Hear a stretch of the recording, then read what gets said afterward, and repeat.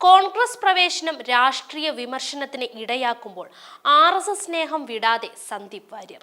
കോൺഗ്രസിൽ ചേർന്നെങ്കിലും RSS കാര്യാലയത്തിന് ഭൂമി നൽകുമെന്ന് സന്ദീപ് വാര്യർ. ഇനി വാങ്ങിയാൽ നാണക്കേടെന്ന അണികൾ. കൊണ്ടുപിടിച്ച ചർച്ചയായിരിക്കുകയാണ് ഇപ്പോൾ ഈ ഒരു വിഷയം. നേരത്തെ RSS കാര്യാലയത്തിന് വാഗ്ദാനം ചെയ്ത ഭൂമി നൽകുമെന്നാണ് സന്ദീപിന്റെ വാഗ്ദാനം.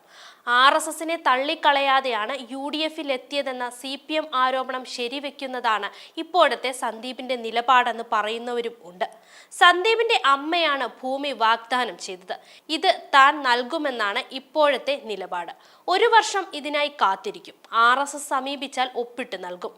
ഷാപ്പല്ല തുടങ്ങുന്നത് RSS കാര്യാലയമാണെന്നുമാണ് ഇതേക്കുറിച്ച് മാധ്യമങ്ങളോട് സന്ദീപ് പറഞ്ഞത്.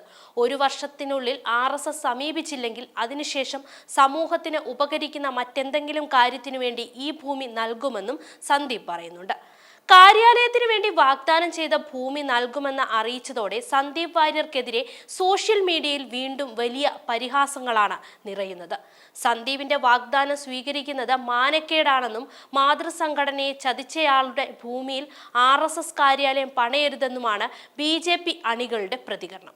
അതേസമയം തന്റെ RSS സ്വത്തും സന്ദീപ് വെടിയില്ല എന്നതിന്റെ തെളിവാണ് ഇതെല്ലാം വ്യക്തമാക്കുന്നത് എന്ന് ഇടത് അനുകൂലികളും പറയുന്നു. കോൺഗ്രസ് നേതൃത്വത്തിനും സന്ദീപിന്റെ വാക്കുകൾ ഇത്തിരി അതൃപ്തി ഉണ്ടാക്കിയിട്ടുണ്ട്. എന്നാൽ BJP വിട്ട് കോൺഗ്രസിലെത്തിയ സന്ദീപ് വാര്യരെ ന്യായീകരിച്ച് K മുരളീധരൻ രംഗത്ത് വന്നു.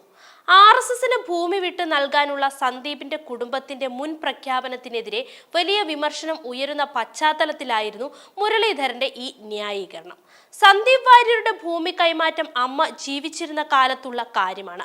അദ്ദേഹമായിട്ട് എഴുതി കൊടുത്തതല്ലെന്നാണ് മുരളീധരൻ പറയുന്നത്. സന്ദീപ് വാര്യർക്കെതിരെ സുപ്രഭാതം സിറാജ് പത്രങ്ങളിൽ ഇടതുമുന്നണി കഴിഞ്ഞ ദിവസം പരസ്യം നൽകിയിരുന്നു. ഈ വിഷപ്പാമ്പിനെ സ്വീകരിക്കുകയോ കഷ്ടം എന്ന തലക്കെട്ടോടെയായിരുന്നു പരസ്യം. സന്ദീപ് വാര്യരുടെ BJP കാലത്തെ ഫേസ്ബുക്ക് പോസ്റ്റുകൾ സഹിതമായിരുന്നു ഈ പരസ്യം. ഒരു രാഷ്ട്രീയ പാർട്ടി ഒരിക്കലും ചെയ്യാൻ പാടില്ലാത്തതാണിതെന്നും K മുരളീധരൻ പറഞ്ഞു. ഇടതിന്റെ ശൈലിക്ക് തന്നെ എതിരാണിത്.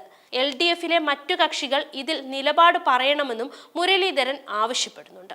RSS അനുയായിയായിരുന്ന സന്ദീപിന്റെ അമ്മ മരിക്കുന്നതിനു മുൻപ് കൊടുത്ത വാക്കാണ് കാര്യാലയത്തിന് ഭൂമി എന്നത്. അത് സാധിച്ചു കൊടുക്കേണ്ടത് ഒരു മകനെന്ന നിലയിൽ സന്ദീപിന്റെ കടമ തന്നെയാണ്. അതുമാത്രമേ സന്ദീപ് ഇവിടെ ചെയ്തിട്ടുള്ളൂ. സ്വന്തമായി നിലപാടെടുത്ത് കോൺഗ്രസിലേക്ക് ചേക്കേറിയെങ്കിലും അമ്മ നൽകിയ വാക്കുപാലിക്കാൻ മകനെന്ന നിലയിൽ സന്ദീപ് തയ്യാറാണ്. എന്നാൽ RSSന്റെ നിലപാട് വൈകാരികപരമായി പോയി.